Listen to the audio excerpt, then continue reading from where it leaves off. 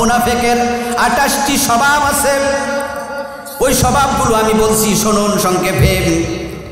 1 number হলো, যারা মুনাফিক হবে তাদের অন্তরে থাকবে রোগ। যাদের অন্তরে রোগ আছে আমার বন্ধু, তাদের অন্তর পরিষ্কার করা লাগবে। এখন অন্তরে রোগ আছে আপনি কেমনে বুঝবেন? যখন দেখবেন ইবাদতে স্বাদ পান না, মসজিদে যাওয়ার পরে মন বসে না, ওয়াজ একটু লম্বা হলে একবার গরির দিকে তাকায় আর একবার হুজুরের দিকে তাকায়, এমন লোক আছে না? মসজিদে গেলে ভালো লাগে না। আল মুমিনু ফিল মসজিদ কাসসামাকে ফিল বাহার ওয়াল মুনাফিকু ফিল মসজিদ কাত্তাইরি ফিল কফাস। খাসা যদি পাখি বন্দি করে রাখো, ওই পাখিটাকে দুধ দেওয়ার কলা দেও। যদি একটু খাসার দরজা খোলা পায়, দুধ কলা খায় না, ফুরুত মারে। ঠিক মুনাফিকদের অবস্থা, মসজিদে গেলে ইবাদত করতে গেলে ভালো লাগে না। ইজা কামু ইলাস সালাতি কামু কুসালা ওয়ালা ইয়াযকুরুনাল্লাহা ইল্লা কালিলা। ইবাদত করতে মনে ভালো লাগে না, মজা পায় না। আর যারা মুমিন তারা মসজিদে যখন ঢোকে, পানির মাঝে মাছ যেমন শান্ত, তারা ইবাদতে এমন প্রশান্তি খুঁজে পায়।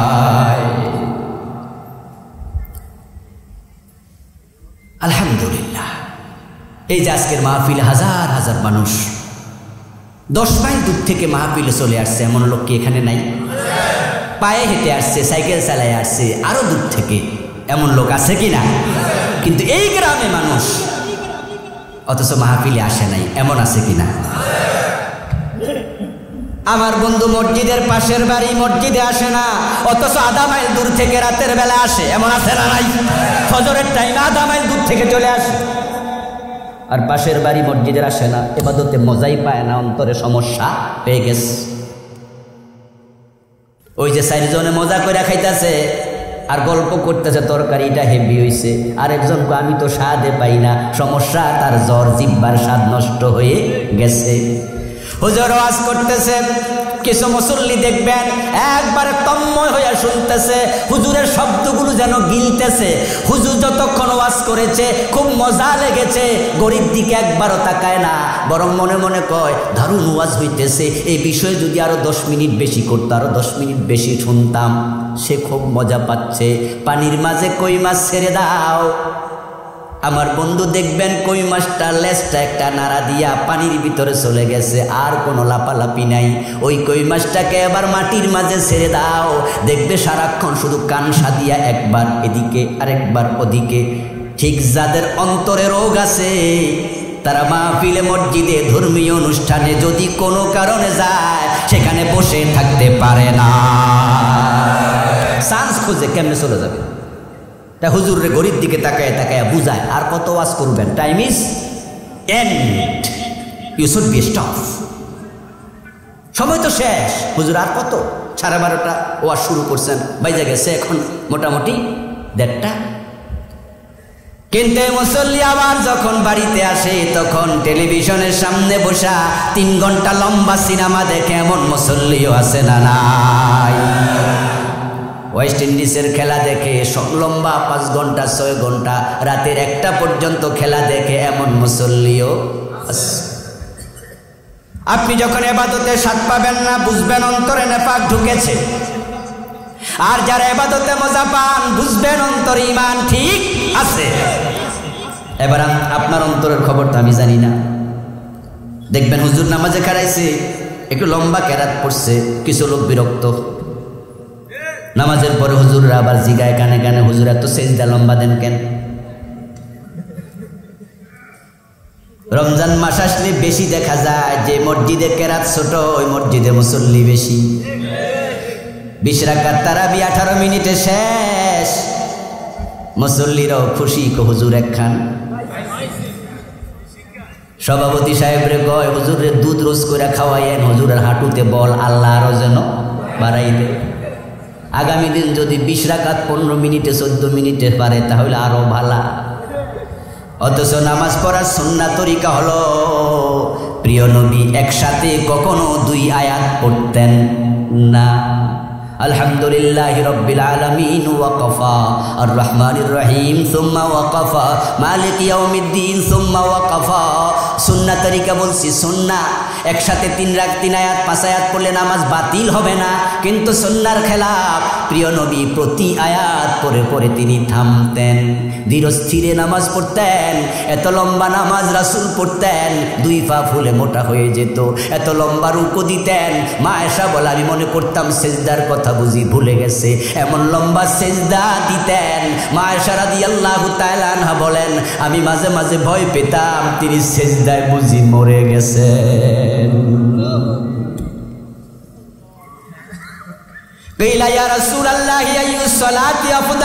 প্রশ্ন করা হলো আল্লাহ রাসূল সেরা নামাজ কোনটা, আমি সেরা নামাজটা পড়তে চাই। রাসূল জবাব দেন তুলুল কুনুত, যে নামাজ যত লম্বা সেই নামাজ তত সেরা। আর বাংলাদেশে যেই নামাজ যত ছোট মুসল্লির কাছে সেটাই হলো সবচেয়ে সেরা। হুজুর সুবহান রাব্বিয়াল আলা 3 বার পরে ধীরে স্থির ভাবে পড়েছে। মুসল্লি এক নিঃশ্বাসে 3 বার পড়া দেখে হুজুর তো শেষ করে না, হুজুরের মিস কল দেয়, কাশ দেয়। আছে না আছে না? কাশের ধরন দেখে আমরা বুঝি এটা আসল কাশ না নকল কাশ। হুজুরে বুঝায় হুজুর আমার তো শেষ, আপনি কদ্দুর গেছেন। সহ্য হয় না, কেরাত লম্বা পড়ে কেন, রুকু সেজদা লম্বা দেয় কেন? এর মানে দাঁড়ালো তার অন্তরে সমস্যা, সে ইবাদতে মজা পায় না।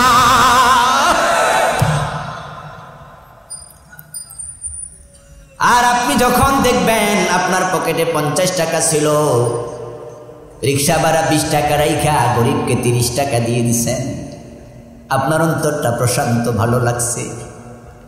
আপনার টাকা আছে মসজিদে 5,000 10,000 20,000 দিছেন, অন্তরটা ভালো লাগছে।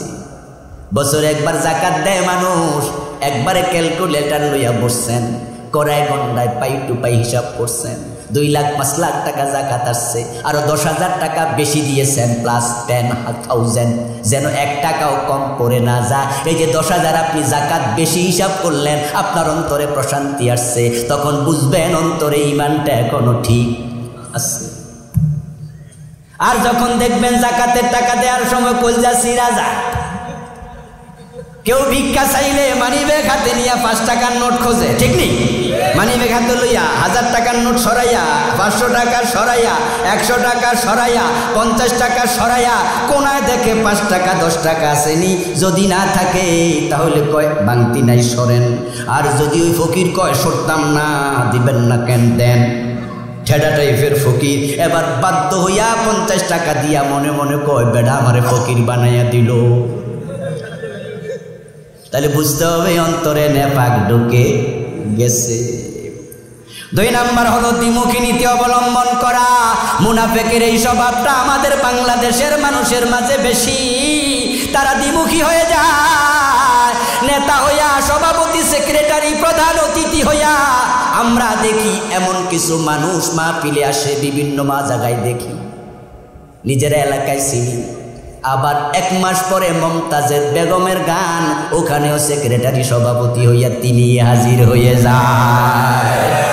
আশ্চর্য সভাপতি রে, আজকের মাহফিল আলহামদুলিল্লাহ নাই। আমার বন্ধু না থাকুক, এটা আমরা চাই। আপনি দ্বিমুখী কেমনে হন, এটা আপনার সৌভাগ্য। আপনি মাহফিলের সভাপতি, সেক্রেটারি, প্রধান অতিথি। আল্লাহকে ধন্যবাদ দিয়া দেন, আল্লাহ এরকম কোরআনের বাগানে আমার সভাপতি বানাইছো, সেক্রেটারি বানাইছো, সভাপতি বানাইছো। এমন মাহফিলের আয়োজনকারী পাই যারা মাহফিলের সিজনে মাহফিল আয়োজন করে, আবার যখন অন্য সিজন আসে তারাই আবার আইয়ুব বাচ্চুর কনসার্টের আয়োজন করছে। এমন শ্রোতা আমরা মাহফিলে পাই, যে শ্রোতারা মাহফিল আইসা ওয়াজ শোনে, আবার তারা গানের মাঝে গিয়ে গান শোনে। তারা মসজিদেও যায়, আবার তারা সিনেমা হলেও যায়। এই লোকগুলো একমুখী না দ্বিমুখী? আমাদের মাহফিলের সেক্রেটারি, সভাপতি, অতিথি যারা হন তারা সিদ্ধান্ত নেবে এই আমি আর গানে যাব না। যারা আমরা মাহফিলে টাকা দেই, পয়সা দেই, আমি সিদ্ধান্ত নেব এই পকেট থেকে মাহফিলে মসজিদে টাকা খরচ হয়, এই পকেট থেকে আর গানে খরচ হবে না। যারা মাহফিলের আয়োজন করছে তারা সিদ্ধান্ত নেবে আমরা মাহফিলের আয়োজন করেছি যেহেতু এই আমি আর গানের আয়োজন করব না। যারা মাহফিলে শ্রোতা হইয়া এসেছেন তারা সিদ্ধান্ত নেবেন এই কানে কোরআনের কথা শুনেছি, এই কানে আর মমতাজের গান, রুনা লায়লার গান শুনবো না।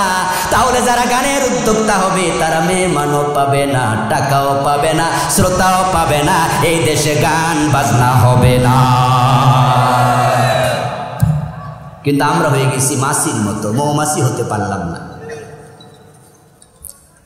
মৌমাছি দেখবেন কখনো টয়লেটে যায় না, প্রস্রাবে বসে না, শুধুমাত্র যেখানে মিষ্টি আছে, ফুল বাগান আছে, মধু আছে ওখানে।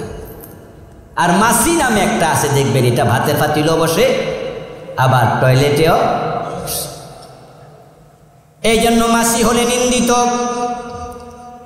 মাছিকে মানুষ পাইলে থাপড়ায়, খাবার টেবিলে মাছি পাইলে থাপ্পড় দিয়া মারে, শোয়ার সময় মশারির ভিতরে মাছি, শোয়ার খাটের মাঝে মাছি, তখন কয় বিছনা ঝাড়ুটা দে। আবার টয়লেটে ঢুকে দেখে মাছি পায়ের স্যান্ডেল খুলা পিটা। আর মৌমাছি যেহেতু একমুখী তাই তারে আদর যত্ন করে লালন পালন করে। মুযাবযাবিনা বাইনা যালিকা লা ইলাহা ইল্লা ওয়া লা ইলাহা ইল্লা। আল্লাহ মুনাফিকের সিম্পটম বলে দিয়েছেন, যারা দুই মুখী হয়ে যায়। ইযা লাকুল্লাযিনা আমানু ক্বালু আমান্না, মুমিনের কাছে এসে মুমিন সাজে। ওয়া ইযা খালাউ ইলা শায়াতিনিহিম ক্বালু ইন্না মাআকুম, যখন আবার শয়তানদের কাছে যায় তখন তাদের সঙ্গী হয়ে যায়। তারা দুই জায়গায় আছে, মাহফিল উদ্বোধন করে আবার মন্দিরে মূর্তিও উদ্বোধন করে, এমন কিছু লোকও আছে। এখন আপনি আমারে বলবেন হুজুর আমি তো নেতা মানুষ, দেশে তো শুভেচ্ছা দেয়, শারদীয় দুর্গা পূজার শুভেচ্ছা ব্যানার টানায়, নিচে লেখা আলহাজ আব্দুল কাদের।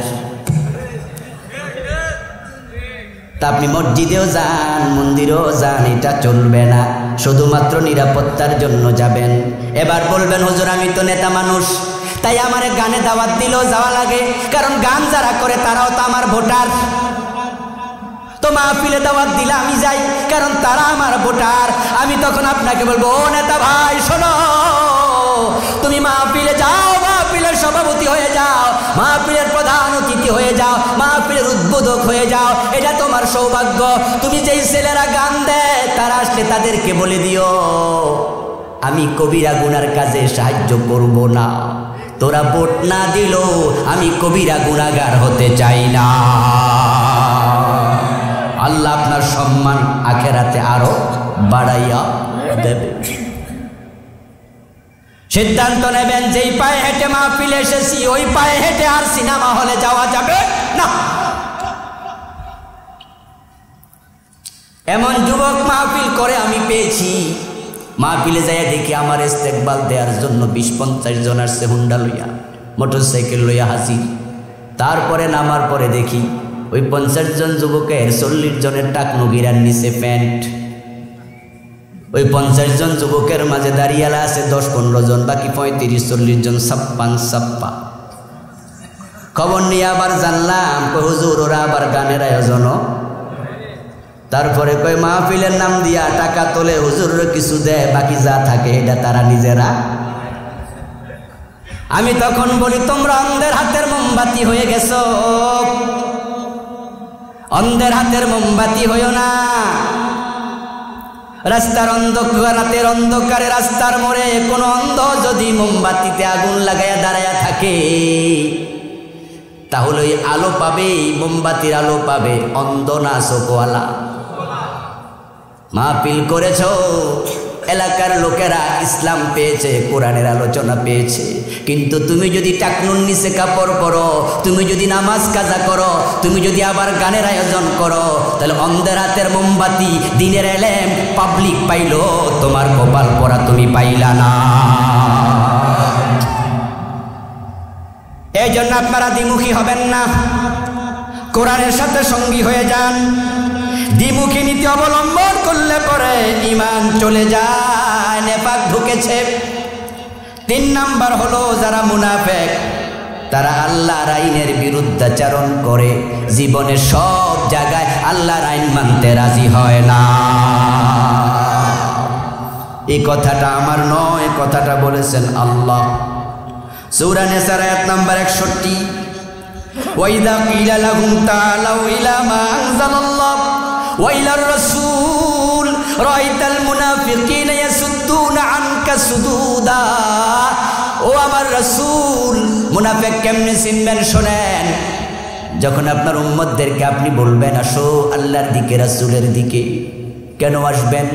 অন্য আয়াত আল্লাহ সূরা নূরে বলছেন লিয়াহকুমা বাইনাহুম, কোরআন এবং হাদিসের কাছে আসো সুমু খাওয়ার জন্য, জিন তাড়ানোর জন্য, তাবিজ লিখে গলায় ঝুলানোর জন্য, সকাল বিকাল পরে বেদে সুন্দর করে গিলাপ দিয়া তাকে রাখার জন্য। এজন্য আমি কোরআন পাঠাই নাই। রাসূলের হাদিসগুলো এই জন্য রাসূল বলেন নাই। কোরআন হাদিস হলো এমন বিধান যা দিয়ে হুকুম করা হয়, যা দিয়ে ব্যক্তি, পরিবার, সমাজ চালানো হয়। ইজা কিলা লাহুম, তাদেরকে যখন বলা হবে তাআলাও আসো কোরআনের কাছে, হাদিসের কাছে, এ কোরআন দিয়ে সমাজ এবং দেশ পরিবার চালাবো, তখন তারা জবাবে বলবে রাআইতাল মুনাফিকিনা ইয়াসুদ্দুনা আনকা সুদুদা। যাদের অন্তরে নেফাক আছে তারা বলবে এত ঝামেলায় আমি নেই। হজের ওয়াজ করলে খুশি, রোজার ওয়াজ করলে খুশি, জিকিরের ওয়াজ করলে খুশি, কিন্তু আল্লাহর জমিনে আল্লাহর আইন লাগবে, এই ওয়াজ করলে বেজার হয়ে যায় এমন লোক আছে না নাই? হজের কথা বলেছেন কে? জোরে বলুন। নামাজের কথা বলেছেন কে? জিকিরের কথা বলেছেন কে? সমাজে আল্লাহর আইন লাগবে এটাও বলেছেন কে? তা আপনি কিছু নিলেন, কিছু নিলেন না। বোঝা গেল আপনার অন্তর এখনো আল্লাহর পুরা কোরআন মানতে রাজি হয় নাই। খুব সাবধান। তাই আমরা সবাই আল্লাহর আইনের পক্ষে থাকবো। আমি বুঝি না মুসলমানের কাছে ওয়াজ কেন করা লাগবে, আল্লাহর আইনের কথা আপনার কাছে কেন বলা লাগবে? আপনি তো মুসলমান হয়েছেন এই কোরআন বিশ্বাস করার শর্তে। আল্লাহর আইনের কথা তো আমি হিন্দুর কাছে বলবো, কারণ তারা আল্লাহর আইন বোঝে না। আল্লাহর আইনের কথা বৌদ্ধের কাছে বলবো, তারা বোঝে না। ইহুদির কাছে বলবো, তারা বোঝে না। খ্রিস্টানের কাছে বলবো, তারা বোঝে না। আপনি তো মুসলিম, আল্লাহর আইনের কথা আমি আপনাকে কেন বলবো? আল্লাহ কি আমার একা? আল্লাহ কি আমার একা? তো এই আল্লাহর আইন, আমার আল্লাহ যিনি, আপনার আল্লাহ তিনি, তো আল্লাহর আইনের কথা আমি কেন আপনাকে বলবো? কিন্তু পরিতাপ মুসলমানের জন্য, তারা আল্লাহর আইন, আল্লাহর কোরআন পুরাটা খতম করে রমজানের তারাবিতে। যদি ইমাম সাহেব 2-4 আয়াত বাদ দিয়া যায়, এটা খবর পায় সভাপতি, তাহলে কিন্তু হুজুরের জাপটায়া ধরবো। হুজুর আয়াত বাদ দিলে খতম হইল কেমনে? এগুলো বাদ দেন কেন? কিন্তু এই ইসলামে কোরআন মানার সময় তখন নিজেরাই বাদ দিয়া দেয়, কিছু মানে কিছু মানে না। আপনি পড়ার সময় আছেন আল্লাহর আইনে, মানার সময় নাই। এটা হলো আপনার নেফাকের কারণ। তাই যারা মুমিন তারা পুরা জীবন আল্লাহর আইন মানতে রাজি হয়। এই জন্য আমাদের ওয়াজের মাঝে কথাগুলো আসে, এই সমাজে আল্লাহর আইন চালু হবে কি হবে না এটা আমরা জানি না, কিন্তু আল্লাহর কাছে আমরা পুরা ঈমান নিয়ে হাজির হতে চাই। তাই আমরা ঘোষণা করি আল্লাহ ছাড়া কারো আইন মানা যাবে না। ঈমান নিয়ে মরতে চাই এই দাবির কারণে। আচ্ছা, আল্লাহর কাছে যাওয়ার পরে দুনিয়ার যত কথা বলছি সব কথাগুলো রেকর্ড আর কি শোনানো হবে না? আমল নামা দেখানো হবে না? যত কথা মুখ দিয়ে বের হয়েছে প্রত্যেকটা রেকর্ড হবে, প্রতিটা শব্দ। তো প্রতিটা শব্দ যদি রেকর্ড হয় তাহলে আপনি আল্লাহর আইনের পক্ষে কথা বলেছেন কিনা এই রেকর্ডও তো আল্লাহ কিয়ামতের দিন বাজাবে। আমার ডানে বামে সামনে পিছে যারা আপনার আজকে আছেন, এই ক্যামেরার মাধ্যমে এই ওয়াজগুলো আরো লাখ লাখ মানুষের কাছে যাবে। আমি আপনাকে পার্সোনালি নিজেকে নিজে প্রশ্ন করতে বলি যে আপনি আপনার পুরা 30, 40, 50, 80 বছর জীবনে আল্লাহর আইনের পক্ষে আপনি কয়টা কথা বলছেন? আপনি নিজেরে প্রশ্ন করেন। আপনি কি আপনার ছেলেকে কোনোদিন, আপনার মেয়েকে, আপনার বউকে আপনার ঘরোয়া প্রোগ্রামে কি বলেছেন? জমিনটা আল্লাহর, তাই আল্লাহর আইন মানবো, আমরা আল্লাহর বান্দা, আমাদের পুরা জীবনে আইন মানবো কার? এই কথা আপনি কয়দিন বলেছেন? তাদেরকে দাওয়াত কয়দিন দিয়েছেন? আপনি তো সমাজের বিচারক, আপনি এই সমাজের মেম্বার, এই সমাজের আপনি একজন নেতা, আপনি আপনার অধীনস্থকে কয়দিন বলেছেন? আল্লাহর আইনের ব্যাপারে আপনি ছিলেন চুপ। এতে বোঝা যায় আপনার অন্তর এখনো আল্লাহর পুরা আইন মানতে রাজি হয় নাই, অন্তরে নেপাক ঢুকেছে। মুনাফিকের 4 নাম্বার আলামত হলো জিহাদের কথা শুনলে চেহারা কালো হয়ে যাবে। জিহাদ কি জঙ্গিবাদ?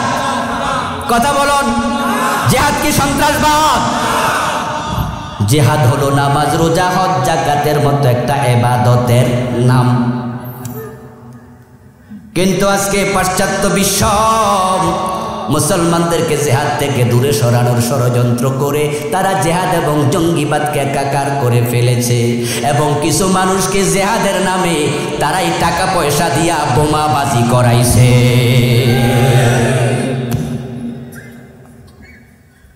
শায়খ আব্দুর রহমান বাংলা ভাই একসাথে যারা বাংলাদেশের 500 জায়গায় বোমা ফুটাইছে, ওরা বুঝাইছে এই হলো জিহাদ। নাউজুবিল্লাহ। জিহাদ মানে সন্ত্রাসবাদ নয়। জিহাদ এবং জঙ্গিবাদ সম্পূর্ণ ভিন্ন। জঙ্গিবাদ ইসলামে হারাম, সন্ত্রাসবাদ হারাম, আর জিহাদ করা ফরজ। রাসূলুল্লাহ সাল্লাল্লাহু আলাইহি ওয়াসাল্লাম 27টি যুদ্ধে নিজে ছিলেন সেনাপতি। এ কোরআনের মাঝে জিহাদ প্রসঙ্গে আয়াতের সংখ্যা 500-র বেশি। রাসূলের 1,14,000 24,000-এর মতো কম বেশি সাহাবী ছিল। যত সাহাবীর নাম শুনেছি তাদের জীবনী পড়েছি, এমন একজন সাহাবী পাই নাই যার সামর্থ্য ছিল অথচ জিহাদ করেন নাই। রাসূলের অন্ধ একজন সাহাবী ছিল, ওনার নাম আব্দুল্লাহ ইবনে উবাই, আব্দুল্লাহ ইবনে উম্মে মাকতুম। ওই আব্দুল্লাহ ইবনে উম্মে মাকতুম অন্ধ সাহাবী, ওনার জীবনী পড়ে দেখলাম উনিও গাজওয়ায়ে কাদেসিয়াতে হযরত ওমরের জামানায় যুদ্ধের মাঠে শাহাদাত বরণ করেছেন। রাসূলের মেয়ে হযরত ফাতেমা কি যুদ্ধের মাঠে যান নাই? জানেননি আপনারা? হযরত ফাতেমা যুদ্ধের মাঠে গেছে, ঢালের মাঝে পানি লইয়া, ঢাল যেটা দিয়া যুদ্ধের মাঠে তলোয়ার ফিরায়, ওই ঢালের মাঝে পানি লইয়া মুজাহিদদের সেবা করছে। রাসূলের স্ত্রী হযরত আয়েশা কি যুদ্ধের মাঠে যান নাই? গজওয়ে বনি মুস্তালাকের ইতিহাস পড়ুন, মা আয়েশাকে রাসূল নিজে যুদ্ধের মাঠে সাথে নিয়েছেন। জঙ্গে জামাল পড়ুন, মা আয়েশা উটের পিঠে চড়ে যুদ্ধের মাঠে গেছে। রাসূলুল্লাহর ফুফি হযরত সাফিয়া ইবনে আব্দুল মুত্তালিব খায়বারের যুদ্ধে শুধু যায় নাই, এক ইহুদি গোয়েন্দাকে নিজ হাতে হত্যা করেছে। রাসূলের মহিলা সাহাবী পর্যন্ত যুদ্ধের মাঠে যায়, জিহাদে যায়।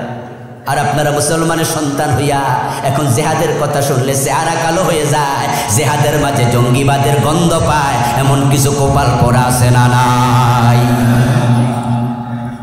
অনেকে মনে করে জিহাদ মানে মারামারি কাটাকাটি।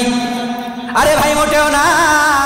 জিহাদ মানে শুধু মারামারি না, জিহাদ মানে হলো অন্যায়ের বিপরীতে নিজের প্রাণপণ প্রচেষ্টা, আল্লাহর জমিনে আল্লাহর আইন কায়েমের জন্য প্রাণান্তকর চেষ্টা। জিহাদ মানে হলো অন্যায় করব না, অন্যায় সহ্য করব না। জিহাদ মানে হলো অন্যায় যেখানে, প্রতিরোধ সেখানে।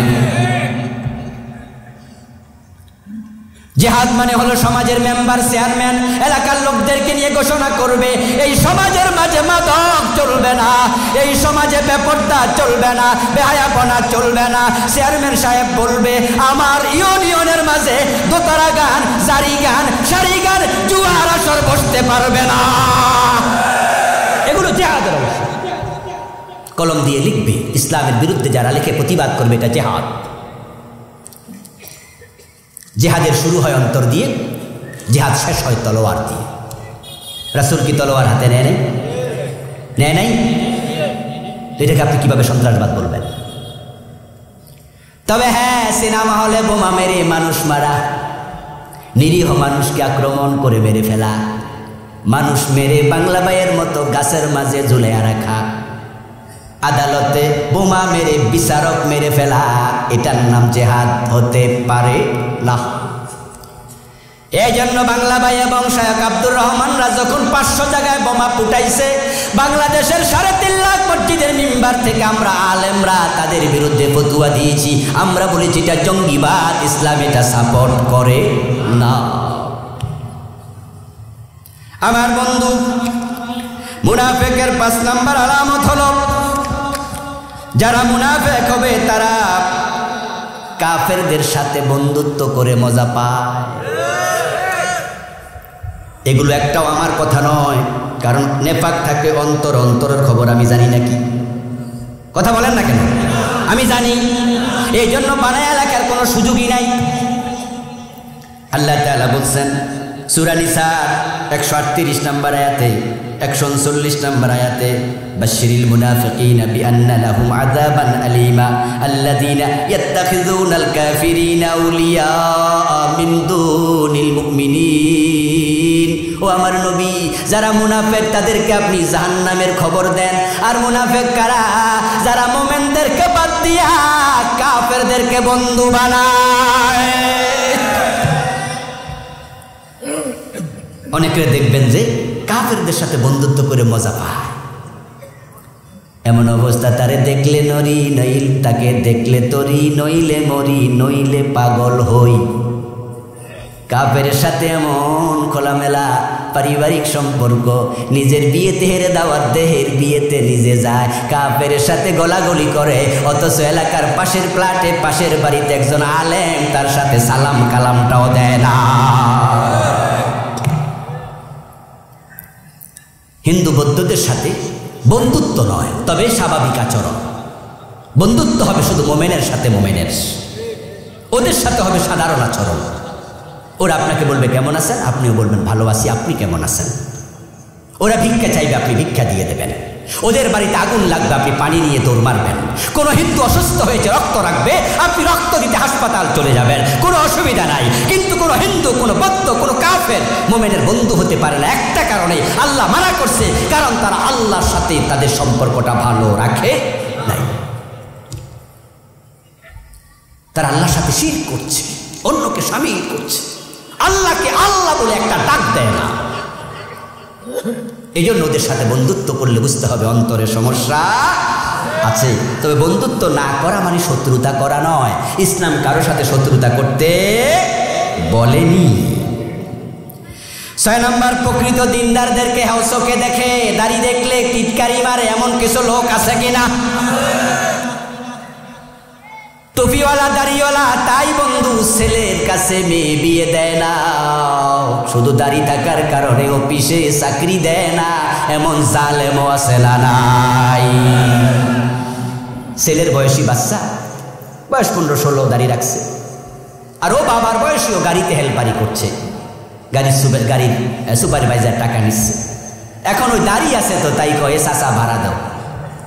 কি আজিব! হে দাড়ি রাখছে তাই হে কি হয়ে গেছে? 15 বছর বয়সে চাচা। এই হুজুর পিছে যান। দাড়ি রাখার কারণে টিটকারি দেয়, নামাজ পড়ার কারণে মুন্সি মৌলবি বলে গালি দেয়, ইসলামের উপরে চলার কারণে কত রকমের কটু মন্তব্য করে, টাকনুর উপরে প্যান্ট, তাই তার দিকে বাঁকা চোখে তাকায়া কয়, কিরে ভাই, দোকানে যখন গেছ প্যান্টের কাপড় কেনার সময় পয়সা কম ছিল জি। ইসলামের উপরে চলার কারণে আপনাকে হেও চোখে দেখে। উনারা ভিআইপি, উনারা একটু আল্ট্রা মডার্ন, যাদের অন্তরে নেফাক আছে তারা ইসলামওয়ালা দেখলে ভালো লাগে না। তাই মাদ্রাসার সংখ্যা, মসজিদের সংখ্যা যখন বেড়ে যায় তখন কিছু মুসলমান কুলাঙ্গার এমন কথা বলে বুঝাই যায় মাদ্রাসা মসজিদে আলেম ওলামা দেখে তাদের কলিজা আগুন লেগে গেছে। এমন হতবাগা কই যে এত হুজুর, এই বাবা রে বাবা, এত হুজুর বাংলাদেশ আইলো করতে। দিন দিন মাদ্রাসা শুধু বাড়তেছে, মসজিদ শুধু বাড়তেছে। কয়দিন আগে শুনলাম আমাদের যাত্রাবাড়ি এরিয়াতে একটা পারপাসে একজন অফিসারের কাছে গেছে এক মসজিদের সভাপতি। দুজাইয়া যখন বললেন যে আমি অমুক মসজিদের সভাপতি, অফিসার নাকি ক্ষুব্ধ হয়ে গেলেন, বললেন যে আরে বাবা রে বাবা, এই যাত্রাবাড়ি রাস্তার দুই পাশে শুধু মাদ্রাসা শুধু মসজিদ, আপনাদের জ্বালা আমরা অস্থির। আস্তাগফিরুল্লাহ। মাদ্রাসার পাশ দিয়ে ছাত্ররা হেঁটে যাচ্ছে, আপনি রাস্তা দিয়ে গাড়িতে চড়ে যাচ্ছেন, দেখলেন ছাত্ররা দল বেঁধে মাদ্রাসায় যায়। এবার বন্ধু বন্ধুর সাথে গল্প করতেছে, দেখো ওই মুন্সি মৌলবীগুলা ওদের কারণে দেশ পিছায়া যাচ্ছে, চাকরি বাকরি তো পাবে না, মসজিদ মাদ্রাসা ছাড়ার কোনো খেদমতে লাগে না, এগুলোর কারণে দেশ পিছায়া যাচ্ছে। তাই মাদ্রাসাকে কটাক্ষ করে বুঝতে হবে তাদের অন্তরে নেফাক ঢুকে গেছে।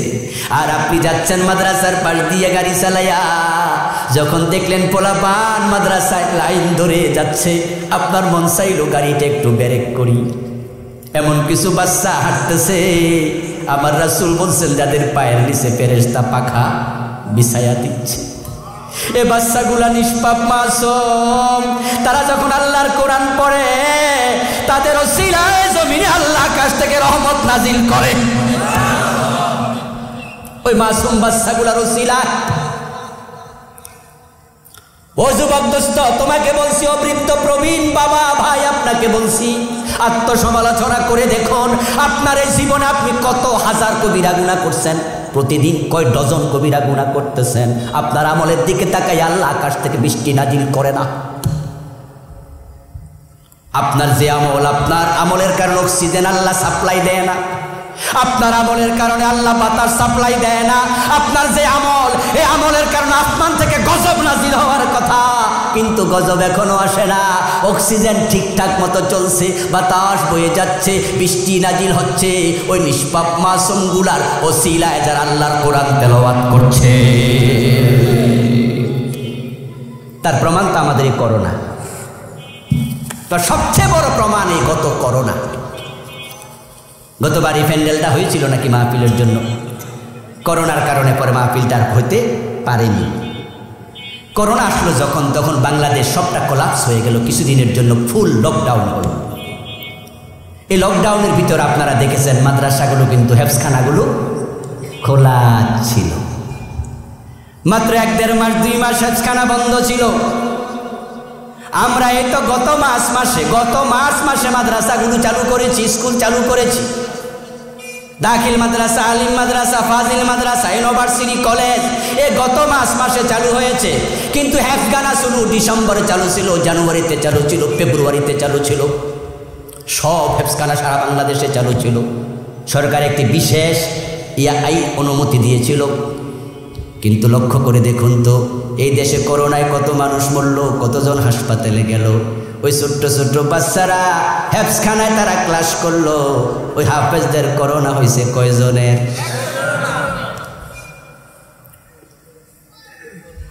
ও বন্ধু, এগুলো আল্লাহর রহমতের প্রমাণ।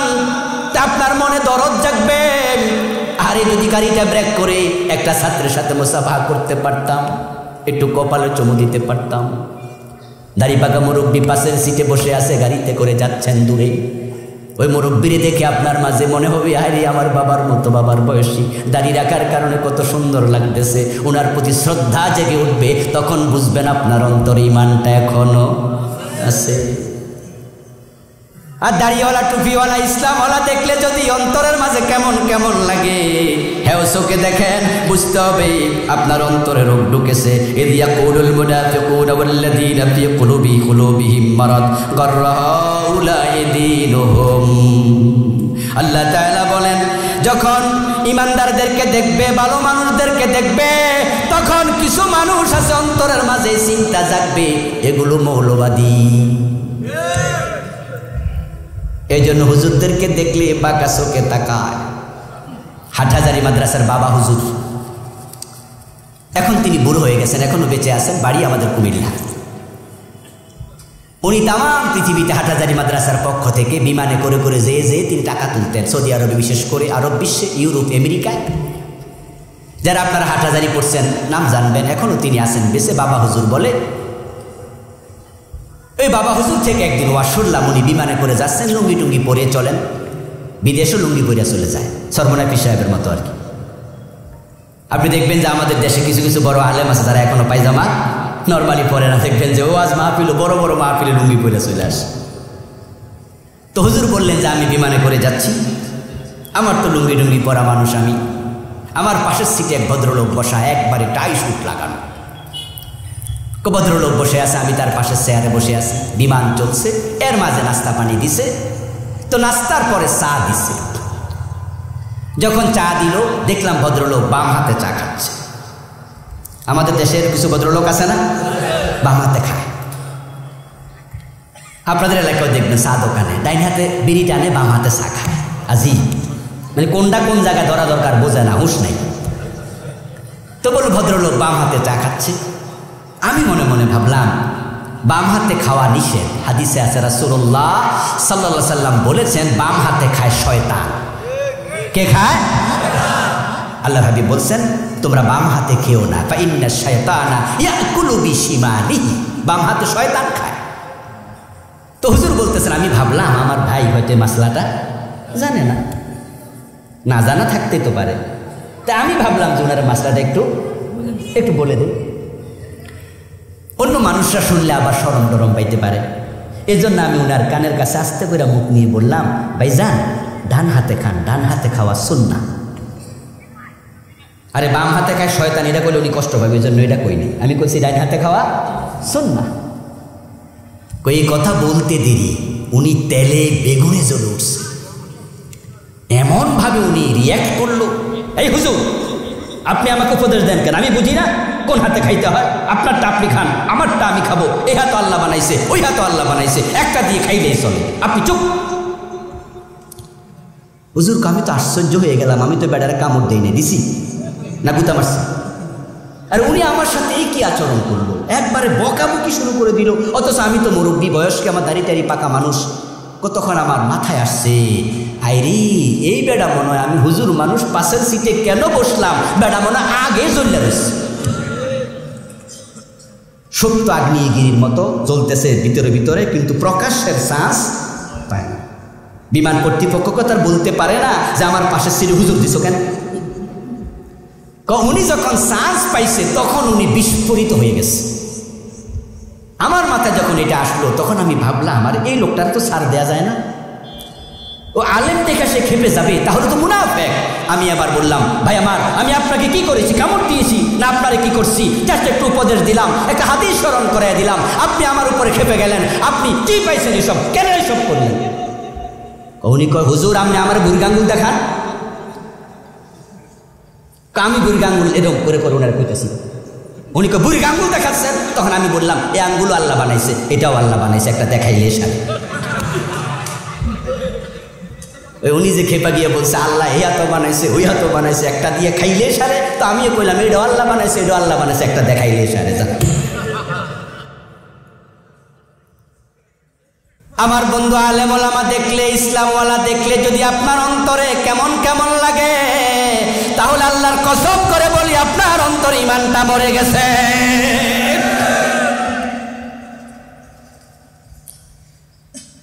আমার বন্ধু 7 নাম্বার গুণ হলো, যারা মুনাফিক তাদের 7 নাম্বার লক্ষণ হলো, বদগুণ হলো তারা লোক দেখানো আমল করে। এই স্বভাব আমাদের কারো ভিতরেও থাকতে পারে। এই জন্য দেখা যায় সকালবেলা জগিং করে হাঁটে, ডায়াবেটিক হয়েছে, ডাক্তার বলছে একটু দৌড়াদৌড়ি করেন। এখন দৌড়াদৌড়ি করার সময় দেখবেন যে তাসবিহ হাতে এরকম লারা মারে, মানে আমি যে জিকির করি এটা বুঝাইতেছি। আমার বন্ধু তাহাজ্জুদের নামাজ পড়ে, তাহাজ্জুদের সময় তো সবাই ঘুমায়া থাকে গেছে। এখন আমাদের আলেম বুজুর্গ হুজুর স্যার সবার ভিতরে কম বেশি এই নেফাকটা ঢুকছে। এই জন্য গোপনে দান করবেন বেশি, গোপনে নামাজ পড়বেন বেশি, গোপনে জিকির করবেন বেশি। যখন দেখবেন কোনো ইবাদত মানুষকে দেখাতে মন চায়, তখন আল্লাহর কাছে শয়তান থেকে নেফাক থেকে আশ্রয় চাইবেন। বুঝবেন শয়তান আমার অন্তরটা খারাপ করে দিছে। 8 নাম্বার ধোঁকাবাজি করা। এটা মুনাফিকের স্বভাব, ধোঁকাবাজি করা। এখন গাই গরু বাজারে বেচতে গেলে 3 দিন পর্যন্ত বাচ্চারে দুধ খাইতে দেয় না, ওলান ফুলাইয়া ধোঁকাবাজি করে। এমন লোক কালীগঞ্জে নাই।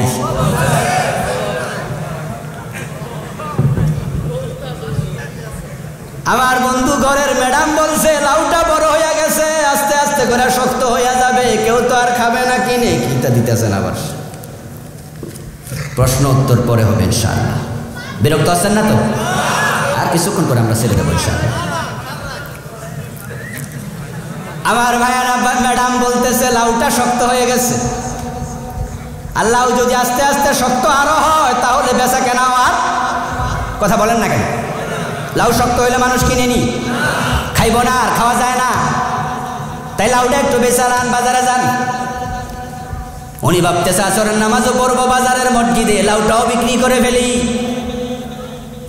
তাই একটু আগে উজু টুজু করে বের হয়েছে হাজী সাহেব, বের হইয়া লাউ গাছের কাছে যাইয়া টান মাইরা লাউ ছিঁড়ছে।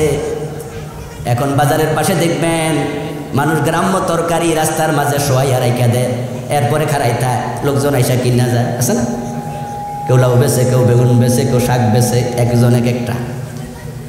এখন উনি লাউটা হাতে টান দিয়া দেখে লাউয়ের পেট বরাবর একটা পোকে খাওয়া ছোট্ট ছিদ্র দেখা যায়। এখন ওই ছিদ্রওয়ালা লাউ বাজারে গেছে, মাটির মাঝে যখন রাখে ওই নামাজি হাজী সাহেব ছিদ্রটা উপরের দিকে দেয় না নিচের দিকে?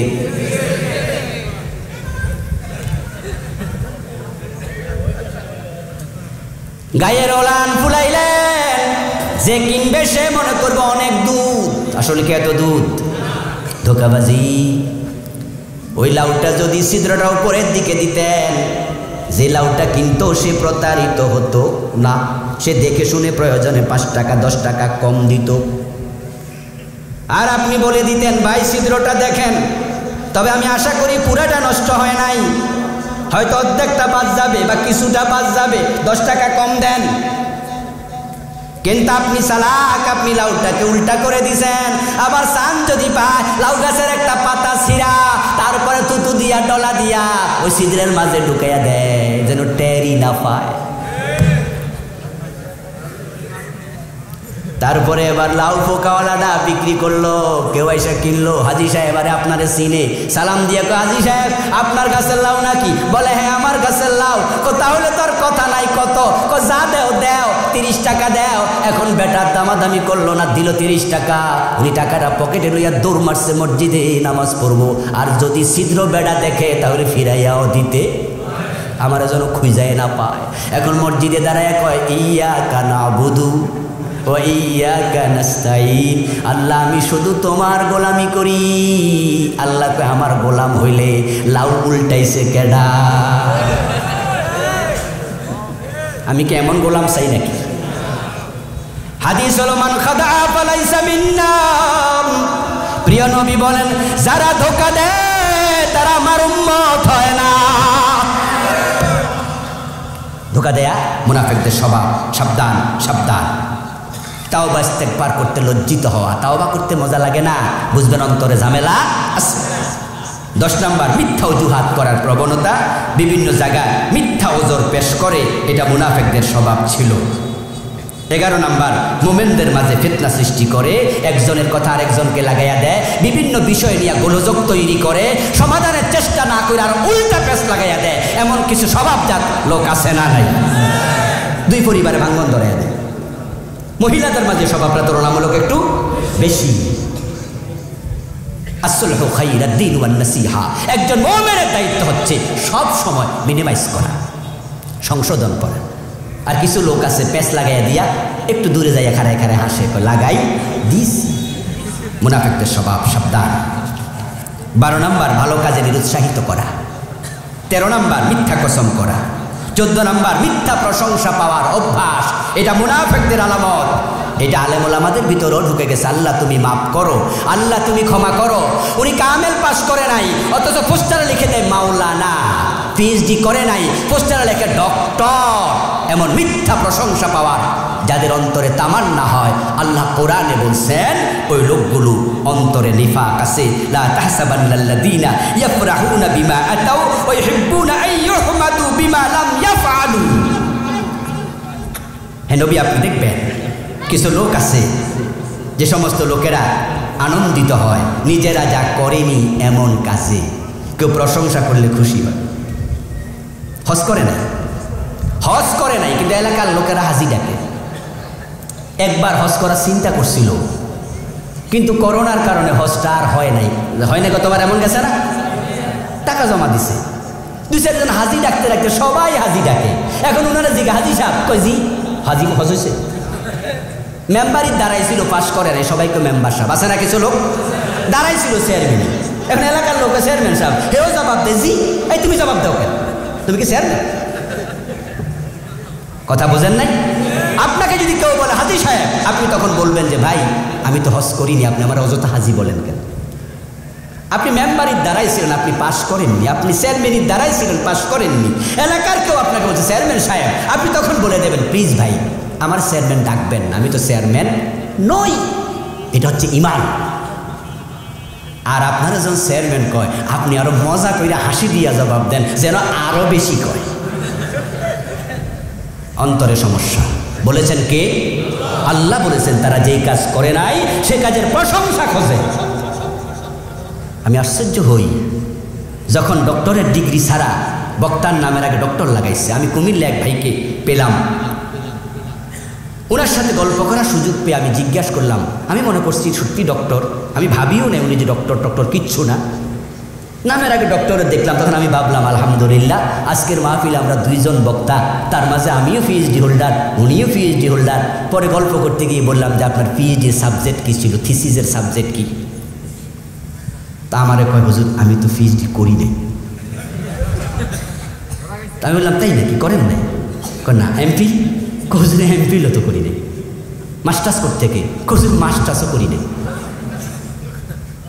তো মাস্টার্স করলেন না, এমফিল নাই, পিএইচডি নাই, ডক্টর কেমনে? আমার দোষ নাই, পাবলিক লাগাইছে। আমি তখন বললাম পাবলিক আপনি নিষেধ করেন না, নিষেধ করে দিয়ে, এটা ডিগ্রির নাম। আমি এমবিবিএস পড়ি নাই, যদি আমার কেউ ডাক্তার বলে মিথ্যা হবে। আমি ইঞ্জিনিয়ারিং পড়ি নাই, ইঞ্জিনিয়ার বললে মিথ্যা হবে, ঠিক কিনা? আমার দায়িত্ব আমি তাকে বলে দাও আমি ইঞ্জিনিয়ার নই, এটা আপনার দায়িত্ব। কিন্তু যখন আপনার কেউ ডক্টর অমক, চেয়ারম্যান অমক, মেম্বার অমক, আপনি নিজে নিজে মজা পান। আল্লাহ কয় যে কাজ করো নাই সে কাজের প্রশংসা তুমি চাও, বুঝতে হবে তোমার অন্তরে ঝামেলা। সাবধান। 15 নাম্বার, অস্থিরতা, কাপুরুষতা, সাহসহীনতা। সঠিক কাজ, ইসলামের কাজ মাথা উঁচু করে যা করা উচিত তরে করে না, এটা মুনাফিকদের স্বভাব ছিল। মুনাফিকদের অন্তরে সাহস কম থাকে। ইয়াহসাবুনা কুল্লা সাইহাতিন আলাইহিম, জোরে একটা কথা বলে মুনাফিকরা ভয় পায়। এই জন্য মুমিনরা বলে মুনাফিক মরে 1000 বার, মুমিন মরে জীবনে একবার। তাই মুমিন আল্লাহর কথা বলতে কাউকে ভয় পায় না। হক কথা মাথা উঁচু করে বলতে হবে। অনেকে হক কথা বলতে গেলেও ভয় পায়, বলে না, এটা নিফাকের চিহ্ন। কাকে ভয় পাও? মুমিন ভয় পাবে একমাত্র কাকে? ইত্তাকিল্লাহ, ইত্তাকিল্লাহ, ইত্তাকিল্লাহ। ভয় শুধু আল্লাহর। 17 নাম্বার, মানুষের দৃষ্টির আড়াল হওয়ার চেষ্টা, অর্থাৎ ফাঁকিবাজি করা। 18 নম্বর, আল্লাহ এবং রাসূলের ব্যাপারে মন্দ ধারণা পোষণ করে বিভ্রান্তি ছড়ানো। 19 নম্বর, গুজব ছড়ানো। গুজব আজকে বাংলাদেশে এমনভাবে গিয়েছে, ফেসবুকের মাঝে মাঝে মাঝে এমন কিছু গুজব ছড়ায় যেটার বাস্তবতার কানা করিও নাই। এটা মুনাফিকদের আলামত ছিল। দলিল প্রতিটার আছে, সময় কম তাই বলছি না। এই বইটা স্টেজে আজকে পাবেন ইনশাআল্লাহ। খুবই গুরুত্বপূর্ণ একটি বই। মানুষ কাফের 56টি কারণ আমি লিখেছি, মুনাফিকের 28টি কারণ লিখেছি, ইমান নিয়ে বিস্তারিত লিখেছি। আলহামদুলিল্লাহ আমার ড্রাইভার সাহেব স্টেজে কিছু বই আনবে, নিবেন, বাকিগুলো ব্যাখ্যা সব পাবেন এখানে। গুজব ছড়াবেন না। মাঝে মাঝে গুজবের কারণে দেখে দেশে অনেক রকমের বড় মাপের দুর্ঘটনাও ঘটে যায়। মুমিনকে পরিকল্পিতভাবে দোষী সাব্যস্ত করা 20 নম্বর গুণ। পরিকল্পিতভাবে দোষী সাব্যস্ত করা, এটা কিন্তু জঘন্য অপরাধ। আপনি দোষী না, কিন্তু আপনাকে অন্যের করা দোষে জড়িত করে ফেলা। উনি ভালো মানুষ, অ্যারেস্ট হয়েছে যখন একটা মামলাও নাই, অ্যারেস্ট হওয়ার পরের দিন 15টা মামলার আসামি। আরে এত মামলা আইলো করতে, কেউ না কেউ করছে, ওনারা ঢুকাই দিছে। তাহলে বিনা অপরাধে তাকে দোষী বানাইছেন, আপনার ভিতরে নেফাক ঢুকে গেছে। খামখেয়ালি নয় বিষয়গুলো। 21 নম্বর, ইসলামের বিজয়ে আঙ্গুল কামড়ানো।